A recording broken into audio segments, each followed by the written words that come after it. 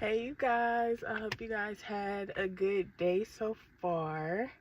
Y'all need a ring light. I think I'm about to give me a ring light so I can have it brighter in here usually when I do my little videos.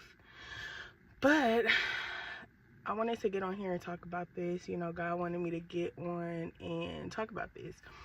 So early morning, this morning around like 3, maybe 3:30, 4 in the morning, I was able to hear a conversation in the spirit, and it was almost like a conversation like, if you don't do this, then I'm gonna do this. So it was like manipulation, control, stuff like that. And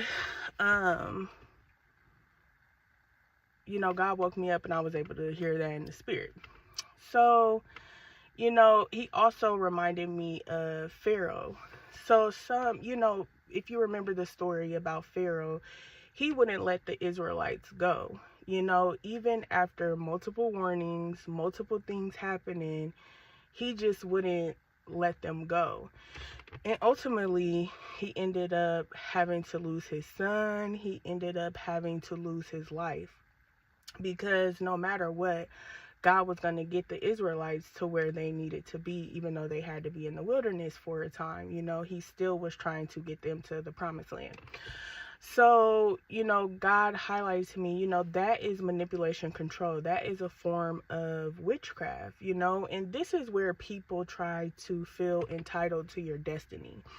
They may feel like they're the ones that should have the destiny, or they should be able to take that from you. And this will cause people to do witchcraft on you. This will cause people to try to destiny swap through witchcraft. They will, which is a real thing, they will try to do certain things against you because they want to control. They want to control the narrative. They feel like they are entitled to it.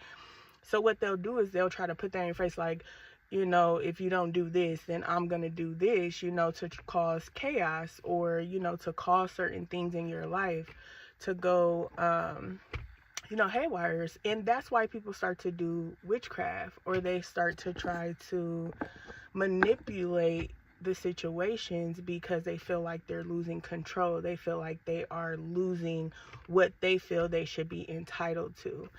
But nothing stops God's plan, you know, nothing stops God's plan. At the end of the day, God has the power, but he highlighted Pharaoh to me because Pharaoh would not let his people go. You know, Pharaoh kept holding on, kept trying to keep them, even after multiple warnings, even after multiple things happening. He still felt like he was bigger than the program, let's just say that.